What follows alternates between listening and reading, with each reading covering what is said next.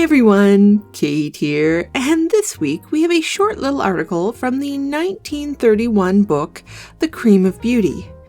It's all about the proper way to apply rouge and reads as follows.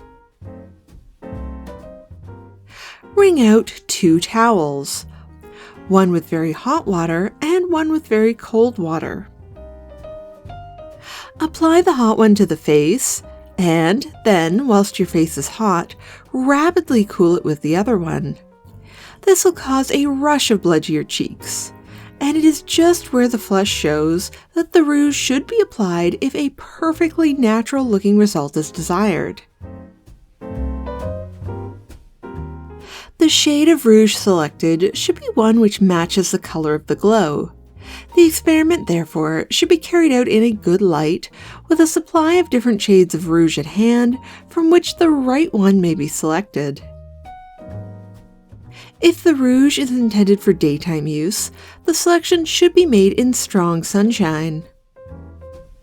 On the other hand, a rouge for evening use should be chosen by repeating the experiment in the evening, in a room well lit by electricity. The same shade of rouge rarely serves both purposes equally well.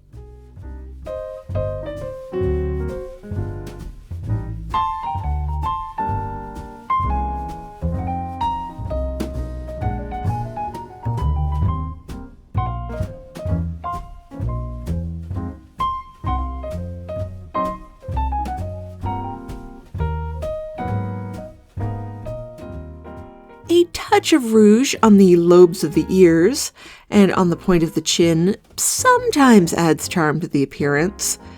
Test this for yourself, inviting the criticisms of 1 or 2 candid friends.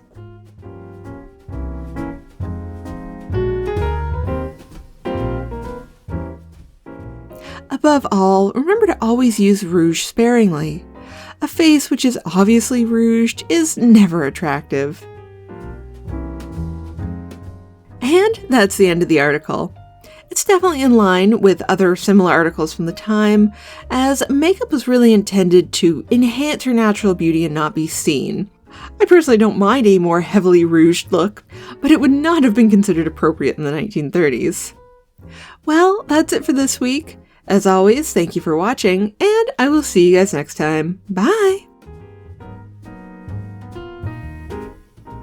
This video is made possible through the generous support of my Patreon members. Thank you.